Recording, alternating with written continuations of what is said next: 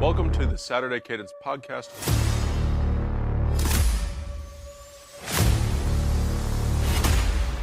I'm Blake Biscardi, and remember, the Saturday Cadence podcast is the heartbeat of college football.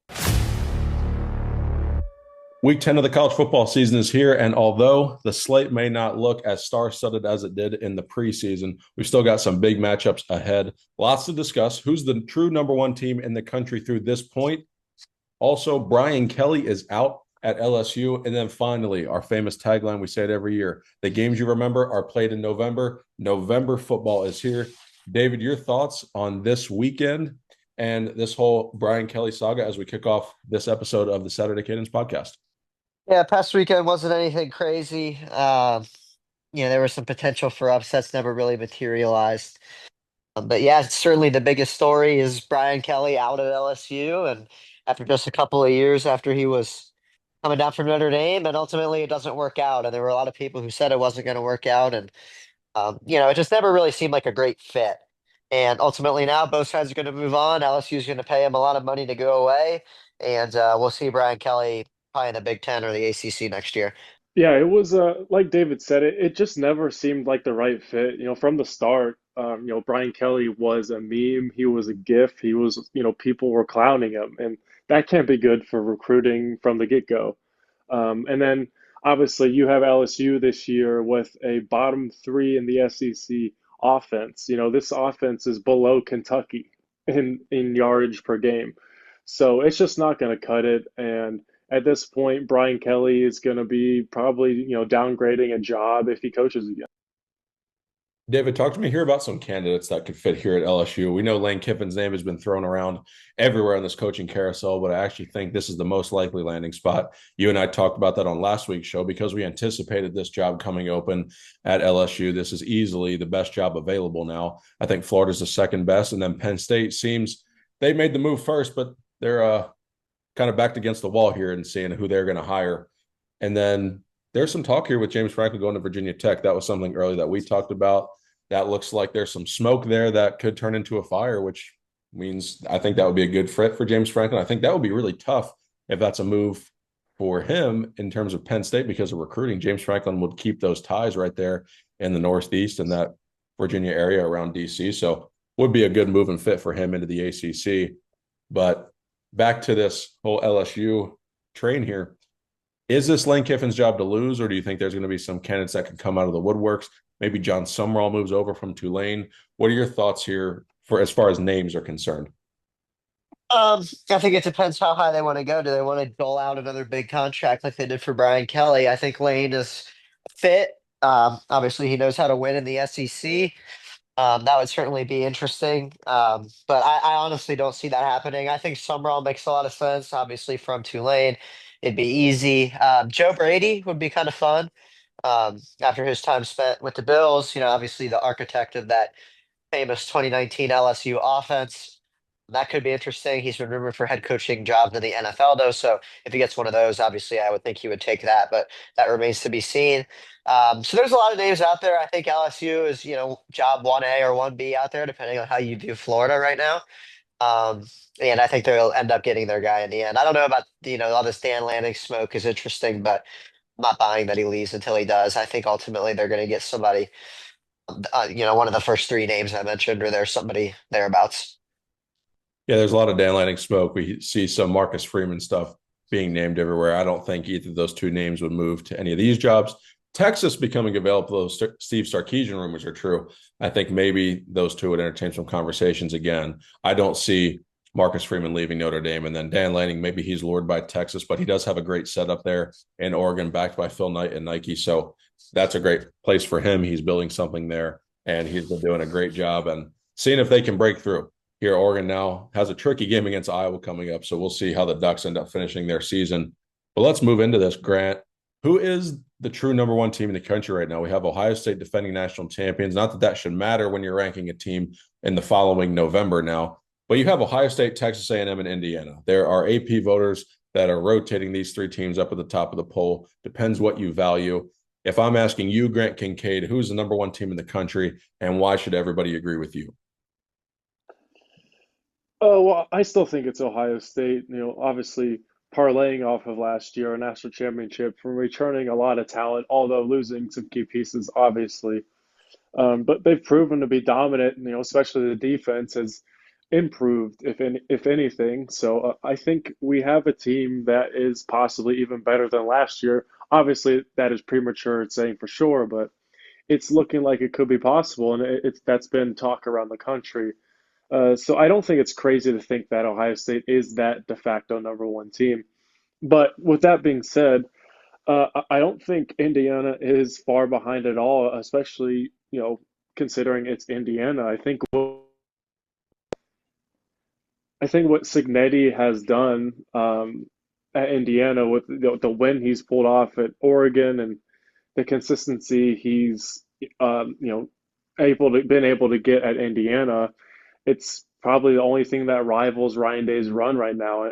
And with the collision course and the Big Ten championship, kind of imminent between Ohio State and Indiana, I think that's a huge storyline to watch.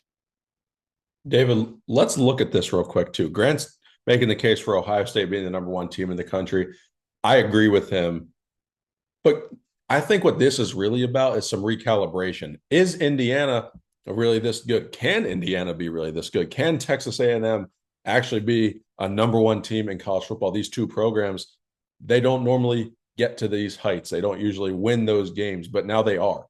So, David, talk to me here. Texas A&M, Indiana. Which team has the better argument, or do you actually think that one of these teams should be ranked number one right now as it stands? Because I know there's resume talk and also the flash of Indiana. So talk to me about this.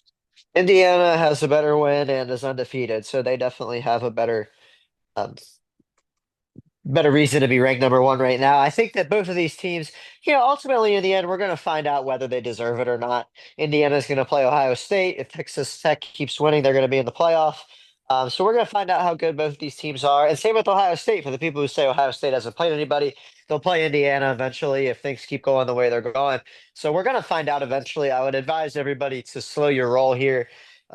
The next rankings that really matter are the ones that come out on the selection day. And I think that, for now it's fun to debate, but ultimately all these teams eventually will play each other if they're really as good as they say they are right now, and make their way into the playoffs and other postseason games. So I would advise everybody to slow your roll. I love what Indiana's doing. I love what Texas Tech's been doing. I think Indiana's a step above right now, but we'll find out their true place here, in a few weeks or a few months. And David, we look at the paths for these teams to get to the college football playoff and potentially securing that number one seed. I think these are the three schools that could do it. Ohio State's got to play Michigan. Now, what's going to be interesting about this game, if Michigan's able to win out until the game on November 29th, they're going to be playing for a place in the Big Ten championship game, depending on how some of the tiebreakers shake out. If Michigan beats Ohio State, they go to Indianapolis instead of the Buckeyes because they would own that tiebreaker over them. And then they will go play Indiana. So there's going to be something to play for in Ann Arbor. Michigan also would have a college football playoff berth on the line, in my opinion. Texas A&M, they have to play Texas on the Friday after Thanksgiving. That's a huge game, but they'll probably be favored. How healthy is Arch Manning going to be? And then Indiana, they look like they're going to coast into the Big Ten championship game. That's no slight to Penn State, but Penn State's got to play Ohio State this week, and then they've got to play Indiana at home. That's tough sledding for a team that's lost four straight without its head coach and starting quarterback to start the season. So I think Indiana has the easiest path, but I think it's also likely for Ohio State there. They've got to get over the biggest hurdle for them is Michigan, and they've not been able to do that in the last 4 years. So certainly big results, still a wait for all three of these teams. And like you said, that selection day set of rankings, that's the one that matters, and there's work to be done for all these schools. But let's look at one of these game previews here for two SEC teams. This is going to be Oklahoma at Tennessee. I think this is a game that's going to be an eliminator for the college football playoff for the loser. And then the winner here is going to remain in contention in the SEC race, but also into the college football playoff race. I think it's going to be less likely that either of these teams can get to Atlanta in that crowded SEC, especially with A&M and Alabama sitting right at the top there. But Dave, let's do a little bit of talk here on Oklahoma. You were talking about John Mateer and this offense not really being able to score against FBS opponents. They've scored 26 points. That's been their max all season.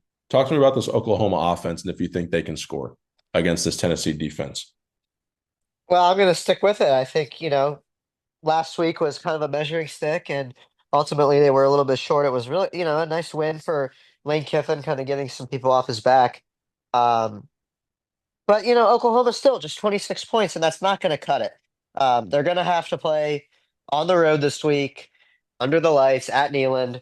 And I think ultimately this is another game where they're going to fall a little bit short. It just seems like Tennessee kind of rises in these games, these night games. You always see them on ESPN late at night. Tennessee's throwing a bomb down the field. Um, if that sounds familiar, I think ultimately that's what this game's going to be, and I think the Volunteers take it. I just don't think Oklahoma has enough on offense. They're going to have to show me something here soon. We're already in week 10. Grant, let's look at this from the Tennessee perspective, just like David's talking about. Do you see Tennessee being a dark horse title contender? Do you think with that flashy offense and a good enough defense, do you think Tennessee is actually a team that could play itself into the national championship conversation? Or do you just view this team as one that could make the college football playoff and maybe win a game or two? But if we're trying to look at this board of, okay, who's going to be the contenders? Who are the teams that can win the national championship? You obviously have Ohio State, you have Texas A&M, you have Indiana, you have Alabama. Is Tennessee a team that we're maybe missing that's off the radar that say, hey, if I want a dark horse pick, can Josh Heupel's team actually play its way into that category this year behind Joey Aguilar's quarterback play and that defense? I think it's definitely possible. I don't know if this game would be that measuring stick for me. I think, like Dave said, Oklahoma is struggling to score points. Sean Mateer is banged up with that, with that hand, and it looks like he missed a lot of huge throws down the stretch. You watched that game last week, that could have put Oklahoma in position to win that game, and I think it's going to be really tough for him to then go on the road at night in Neyland, and like Dave said, in that environment, when you're already struggling on offense, that's not going to help him out. But Tennessee, they have the offense, and they have the decision maker most of the time at quarterback and Aguilar. Heupel, obviously, he's a really good coach. As far as national championship contending, I would say yes, they're off the radar right now, but they absolutely, with their schedule and them being in the SEC, they could hop on at any time. I think they're good enough. David, let's go over to the Oklahoma side here. What are Brent Venables' teams missing offensively where they cannot get over this certain threshold offensively? They've got the defense figured out. It's one of the best in the country. I think it's the second best in yards per game, given up behind Ohio State now after that big performance they surrendered to Ole Miss last week. But what's this Oklahoma offense missing? Why can't they get that win in that big time game in the SEC? Yes, they beat Michigan this year, but why can't they get that big time marquee win to really get to that top stage of college football? They can't run the ball. They're 99th in rush yards per game, averaging 130 yards per game. So that's one big problem. Obviously, if you can run the ball effectively, that'll open up the pass. And they're not super elite on third down. They're 50th in the country on third down. So I think that's what they're missing. If you can run the football, if you can establish it early, especially in these big SEC games, and then you can mix in the pass. John Mateer gets a chance here, and then especially converting on third down late in the game, you're going to need it. And they're not elite at either of those things, and that's what's really costing them. Let's move over here to Penn State at Ohio State. This is a pretty big point spread in this game. It's sitting at 3 touchdowns. Beginning of the year, it was a 3.5 point spread in favor of the home Buckeyes, but now 3 touchdowns. David, we talked about this off air. Grant and I were talking about it pre-show. Is this a trap game for Ohio State? Let's just get the elephant out of the room early. 20.5 point spread. Penn State's lost 4 in a row. They don't have their head coach anymore. He's fired. They don't have their starting quarterback anymore. He's injured. Penn State had a bye week last week. Obviously, Ohio State did as well. Is this that typical spot? We know this game always sets up. It's weird. Things happen. It's always played tough and gritty. Stuff just happens in this game. It's hard to really explain unless you know it. There's weird turnovers. You settle for more field goals. There's just something about this game that always gives you pause, especially when you see a big point spread in this game. And the last time it was almost this big was 2019. I think the point spread in that game for a top 10 game was about 17, 18 and a half. And Ohio State was covering that. Penn State backdoored it, so it wasn't enough. But how do you see this game for Ohio State? Is it a trap game? Do you think the Buckeyes are going to be aware? What's your mindset like if you're Ohio State coming into this game? I mean, Ohio State really should blow them out. There's a reason that spread is as big as it is. And this is a game where Ohio State has the talent advantage. Obviously, they have the stability advantage currently. Um, but I mean, this is still an elite defense facing a young quarterback who hasn't played much. And Ohio State really should just suffocate this offense and just kind of do what they've been doing. I don't expect like a total rout, but like Washington was what 24-6, and Minnesota was 31-0 or whatever. I think they're just going to do another one of those kind of games, and they'll beat Penn State 31-6 or 28-3 or something like that. And maybe Penn State gets one of those weird game touchdowns and it ends up being like 28-10. But I think that's kind of what we should expect. I think it'll be just another game for Ohio State.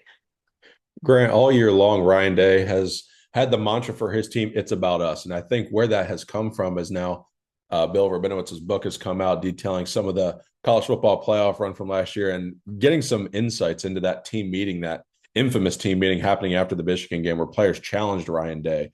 And we've talked about it on the show where we said before, and it was more so just our perspective, but now it's been a proven fact where that run game argument for the Ohio State Michigan game just got to Ohio State. They were defining toughness by running the football instead of being who they are. And now Ohio State has said all year long, Ryan Day is preaching, it's about us. It's not about our opponent. We're going to worry about us and getting better against us every single week. And sure, that may be the cliche thing to say, but Ohio State has controlled every single game. They have made it about them. They've been able to execute that it's about us game plan this year. Why is Ohio State going to be able to do that against Penn State? Or do you think they're going to have trouble doing it? Because as you and I were talking about, and it's widely known, this is still a really talented roster for Penn State, but they are demoralized. So if there's anything left in that tank for Penn State, this is where my perspective on the game was you have one of two ways. If there's anything left in that tank for Penn State, I think you're going to see them cover. I don't think they're going to win the game, but you'll see them play more competitively because this is everything they have. There's nothing to lose. It's their Super Bowl. But if there isn't anything left in that tank for Penn State, Ohio State is just going to lay them down, bend them over your knee, and blow them out. There's just no other way to look at that because of the talent that's on this Ohio State team. But Penn State is only without James Franklin and only without their starting quarterback. So there's still a lot of talent across this roster. So talk to me a little bit about that. Yeah, I think it's a very sneaky game because of what you said. This is a roster that is talented, and it is, for all these guys, it's going to be like their Super Bowl this season. They get to come to the shoe and big noon kickoff and everything, and they get to show that, yeah, we've had, a disastrous year. We lost our head coach, our quarterback, etc. But we're still Penn State and we stand for something. Obviously that's the message and that's, the feeling for all those players probably heading into this week. And, like Dave said, Ohio State should suffocate Penn State. This should be a game where by the end of the game they cover the 20 and a half. But I would not be surprised at all if Penn State does keep it much closer than it should be, a lot longer than it should be, just because of that factor. And I think if you're going to see anything from Penn State this season, it'll be in this game. And if they don't have it, that defense is going to eat them alive. David, when you were talking before, you said Ohio State has the stability advantage. And that's really true. I don't even think it's just against Penn State. I think if you're not named Georgia, Ohio State has the stability advantage over any other program in the country right now. I think Notre Dame is gaining it. I think Alabama's trying to get their footing to have it. I think they're on that track. Jury's still out there with Kalen DeBoer. I think Texas thought they had it, but now it's a little bit shaky this season. Ryan Day's leadership and the philosophy change all of a sudden. Now, we've seen Ohio State go from good coach to good coach to good coach, 3 straight national championships for their head coaches and Jim Tressel, Urban Meyer, and now Ryan Day. Why is stability and sustainability such a huge advantage, especially in this market for college football? Why is that such a big deal for Ohio State to have that mentally and just within the framework and foundation of the program? Like you look at Ohio State and you're like, yep, that's a stable program. Why is that such a big deal? I mean, you just watch how they do operations week in and week out, year in and year out, and it's just always consistent. No other program can really say that, so it's kind of hard to, tell all these other programs what to do because literally nobody has had a sustained level of success like Ohio State has, certainly in my lifetime. And like just look at a team like Florida State, for example. 2 years ago, they're undefeated. They don't make the playoff with some shenanigans. They get blown out in the bowl game. Next year, just total disaster, 2-10. And then this year, they beat Alabama. They start out 3-0. They lose one game, and all of a sudden they're right back to where they were, losing every single week. And it's just like the consistency levels between top programs are fascinating.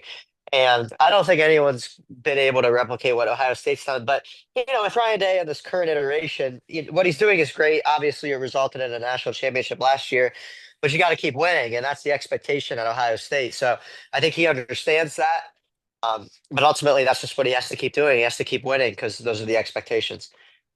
I want to double tap on this real quick before I go to Grant with another question. David, why is Ryan Day the right man for this job for Ohio State? We remember, and it was well documented on this show and across Buckeye Nation, they wanted him gone in November last year after losing to Michigan. How he has turned the corner and the run that he's been able to go on. Why is he the right man for this job for Ohio State? I mean, let's talk about this because this is one of the better storylines really in college football history. The pivot that was able to be done, the grown men conversations, and then the execution of it all. It's one thing to talk about, it's another thing to execute. But now they've executed this plan and they are doing it again this year. Ohio State's going to lose a game eventually, whether it happens this year, next year, or the following. Okay. It doesn't mean the world's going to fall. But why is Ryan Day the right man for the job? Well, I'll start with clearly his ego is in the right place. He's willing to step aside from play calling in order to be a more effective CEO of the program. He was willing to have those tough conversations last year after another loss to Michigan, and own it and hear it from his players and change and adapt and ultimately win a national championship. He's been willing to adjust even early in his tenure, firing defensive coordinators relatively quickly, getting those things straightened out quickly.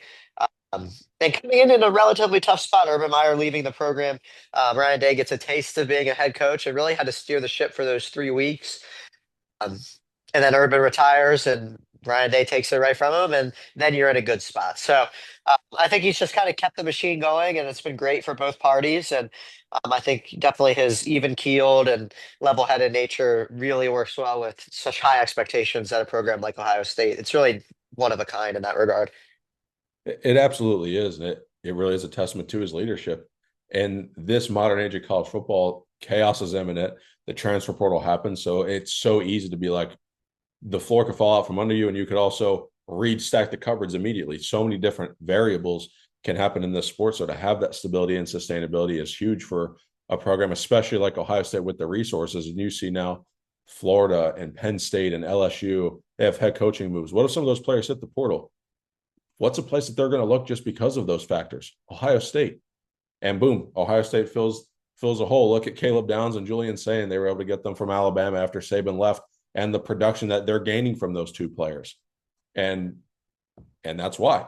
But Grant, David was mentioning, some of the defensive coordinators that gotten fired over the course of time for Ohio State. Well, Jim Knowles, he was not fired. Jim Knowles left on his own, and that left a bad taste in some people's mouths in Columbus. He's returning to Columbus on Saturday as a defensive coordinator of Penn State, and his defense is struggling. How is that going to play into this game for the psyche of the Ohio State defense, but also for the Penn State football program? I think like you, or like I, kind of highlighted earlier, for the players, it's their Super Bowl. It's probably going to be a bit of the same for Knowles, obviously coming back to Ohio State and having this stage for probably the only time Penn State will this year because of how they played this year. But it's going to be really interesting to see how he deals with that. Obviously Knowles is not a super public guy or boisterous or anything like that. But it's definitely a huge storyline considering how short his tenure was at Ohio State, and then him leaving to Penn State, kind of having a little bit of a difference in opinion during that championship run. It gives yet another layer of storyline that you love to see in a game like this. And I think with Matt Patricia coming in with a defense even better than his last year, it even it further digs at his ego. At here I am at Ohio State with 4 losses under my belt, but I could have been here doing this, staying with this team, building with Caleb Downs and all these guys I had last year. No, you're 100% right. So I'm curious to see what the Penn State defense looks like, and then the attitude that Ohio State plays with during this game on Saturday. Couple upset picks real quick before we hop into the final pick segment. Georgia Tech, just 5.5-point favorites at North Carolina State. That's a 7:30 kick.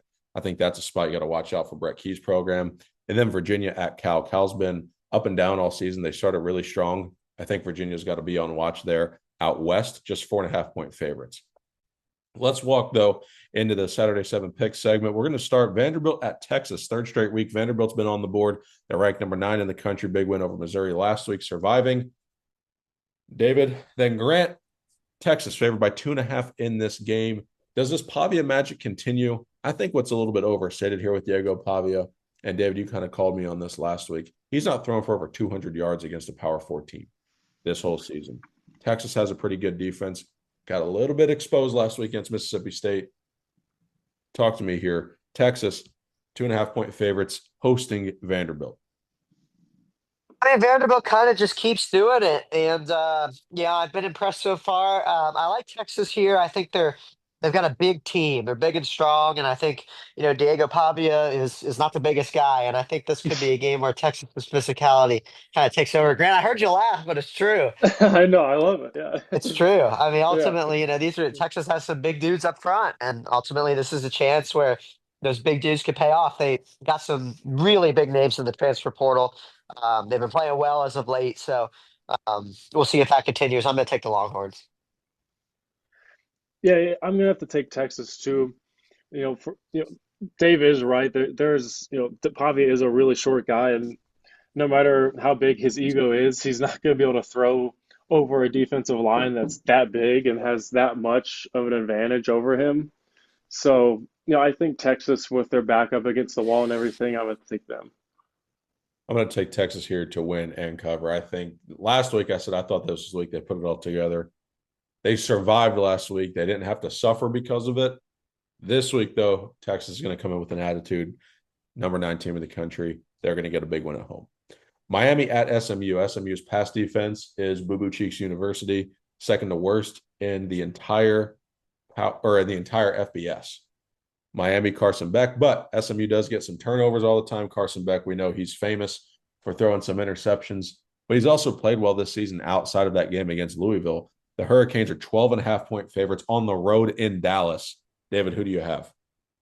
I like Miami here. I think this is a good spot for them in a low leverage game. So I'm going to take Miami. Yeah, I got Miami covering that. I think they're in a spot where they are a lot more talented and they have to start winning a lot. So they're gonna have to start now. Yeah, Miami is one of the more talented teams in the country, kind of forgotten about since the loss to Louisville. They've also had a handful of bye weeks, so we didn't really see much of Miami over the last month, aside from them sitting on the couch and Carson Beck's 4 interceptions. I think they reintroduced themselves as the country this week. They went and covered that game as well. Georgia, Florida, the world's largest cocktail party, neutral site game. Georgia favored by 7.5 against Florida. David, do you think that line is too small? Do you think DJ Lagway and Florida have some magic in there? How do you see this game being played out? I think Georgia wins this game, and I think they cover. I think they're more talented anyway. And then there's obviously some dysfunction now at Florida, and I think Georgia is more prepared and takes this. Yeah, I think there was a spot where Florida had a chance to kind of salvage momentum in their season, but I think that's past. In Georgia, especially sitting at only 7.5, I really like Georgia covering that. I'm with you guys. I think Georgia wins that game. I think they cover. The defense really needs to have a good game, especially for confidence sake. So I'm going to take Georgia to show up with an attitude, and I think the Dogs are going to win and cover. Oklahoma at Tennessee. This game is 3.5 points in favor of the Volunteers at home. David, we've talked about this game. You said this is a good spot for Tennessee. Oklahoma struggled to score. What's your official pick? Yeah, my official pick is Tennessee. I think, like I said earlier, it's going to one of those games where you're going to see them chuck it down the field and make a big play at some point. But I like Tennessee here. I like Tennessee as well. It's like we kind of highlighted earlier. I don't think Oklahoma's going to have be able to keep up offensively, and Tennessee's. I would like them to cover that 3.5 at this point. I'm with you guys. I think this is Tennessee's game. I think they win. They stay in the college football playoff mix, and a good victory for Josh Heupel's group. USC at Nebraska. The Trojans favored by 6.5 on the road here. I think Big Red is going to be excited for this matchup. The fan base is going to be electric. This is a big spot for Matt Rule and Dylan Raiola. So I think this is a big one to watch in that Big Ten race. USC still has hopes that they can maybe get to Indianapolis with some help, potentially backdoor to the college football playoff. Those hopes seem to be a little more slim after that loss to Notre Dame, but still hanging alive in the Big Ten race. David, do you think they're able to keep those hopes alive, or do you think Nebraska is going to get the better of them? Yeah, this is going to be an interesting game. It'll be, this is if this matchup was in like 2004, it'd be crazy. Um, so I'm excited for this one, honestly, and I think ultimately this is a game where Nebraska's going to have a chance at the end. But whether they take that and run with it, I'm not so sure. I'm going to take USC to win, but I think Nebraska covers here. I can see this one being really tight. It is cool. It's seeing these two programs, these two jerseys on the same field. And USC's relatively back in the sense that they're in contention actually, more so than we thought maybe in the Big Ten this early. But I think Nebraska, like Dave said, they're going to have that chance. They're going to keep the game really close, but USC is probably just a little bit ahead of them right now, and I think USC is going to be able to come out of that victorious. I'm with you guys. I like the historical implications of this game and seeing the two jerseys on the same field.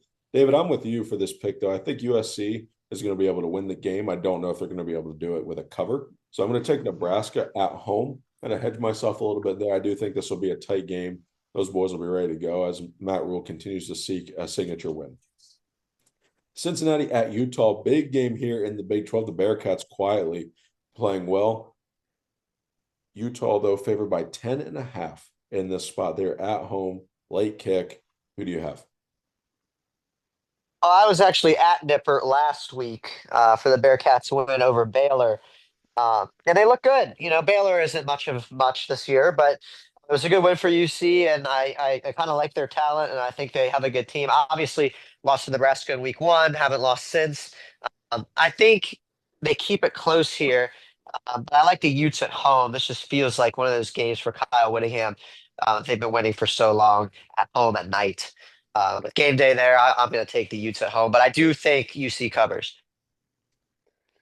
Yeah, it's very, very hard for me always, and we've talked about it a couple times this year. It's hard to pick against Utah at night, and especially in a spot where they're favored by this much.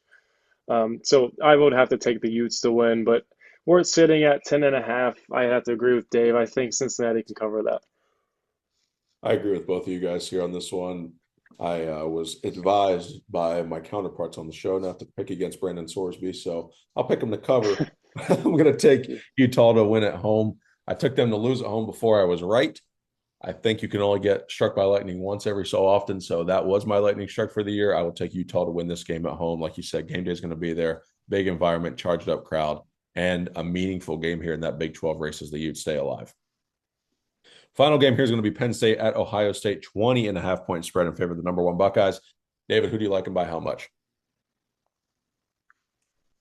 This is a tough one. I like Ohio State here, but I just don't know if they can get to that number. I kind of think it's going to be like 28-10, which I guess would put it in Penn State cover range. So I think that's what I'm going to go with. I'm going to go with Ohio State wins, Penn State covers. That's a big amount. And Ohio State hasn't really been blowing people. They've been blowing them out, but they haven't been blowing the doors off like Indiana winning by 50 or 60 points. So I think Penn State is ultimately able to keep this within the number. Yeah, I think like we talked about it earlier, this where the number's sitting at, it's probably just too much with, how talented Penn State's roster realistically is right now. By the end of the game, maybe Ohio State's able to add on that field goal or that touchdown to make it a 21-point lead or something like that. But I think it's more likely that Penn State does cover it, but I think it'll be close to 20, Ohio State winning. It really is tough to call this game because it depends what team from Penn State shows up and what team from Ohio State shows up. And that means two different things. Penn State's going to show up either energized or demoralized. And then Ohio State, do they want to play up tempo like we saw them do a little bit against Wisconsin last week, which I think is very possible, especially with the way Jim Knowles likes to call his defense, get in late calls, substitute.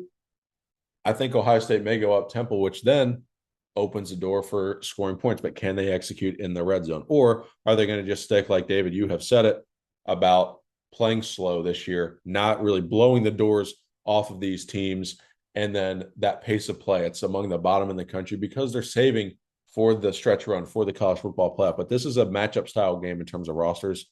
I like Ohio State to win the game. I would not be surprised if Ohio State covers that 20.5.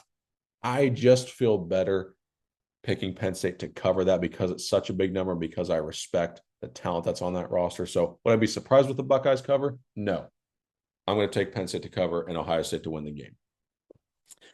David, any closing thoughts here rounding out the show? Week 10 right ahead of us around the corner. November football, college football playoff rankings on Tuesday. Going to have a lot to discuss next week.